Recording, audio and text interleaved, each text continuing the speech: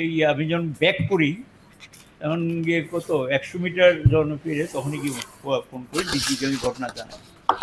এরপরে on the way আমি আগরতলা ফেরো অন দি ওয়ে, এরপর ওই সুশান্ত বাবুর সঙ্গে আমার কথাবার্তা অন দি ওয়ে। তখন বলছেন তো যে এরকম তো আগেও হয়েছে, ভালো উদাহরণ।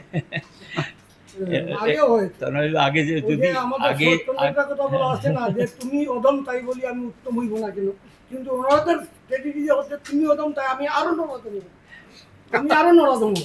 আগে মানে 18 পর থেকে তো অনেক ইনসিডেন্ট হয়েছে।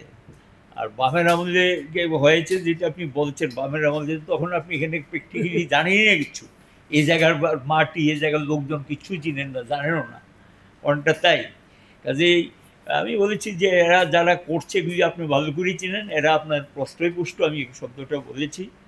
উনি তখন বলেছে প্রশ্রয় দেওয়ার কোনো প্রশ্নই আসে না, আমি দেখছি, আমি এটা সম্পর্কে ব্যবস্থা নেব বা দেখছি, এই শব্দ ব্যবহার করেছে। তো আমি স্বাভাবিক কারণ একজন মিনিস্টার যখন বলে তার প্রতি সম্মান জানিয়ে কালকে প্রেস আমাকে জিজ্ঞাসা করলো, আমি কোনো মন্তব্য করি নাই। আমি ভেবেছিলাম উনি কী দেখেছেন এটা আমাকে একটু জানাবেন বলে আমি আশা করেছিলাম, কিন্তু জানাননি। এই কারণেই আজকে ইতিমধ্যে পত্রিকায় বেরিয়ে গেছে, দুটো না কয়েকটা পত্রিকা আমি দেখলাম, আর ফেসবুকটুকুও বেরিয়ে গেছে ঘটনাটা। তো স্বাভাবিক কারণে তো এর চুপ থাকা যায় না, আমাকে তো জিজ্ঞাসা করে কিছু বলতে হবে ঘটনাটা। এই কারণে আমি আজকে আপনাদের সামনে ঘটনা তুলে দিলাম। এটা জিরানিয়াতেই রয়ে গেছে।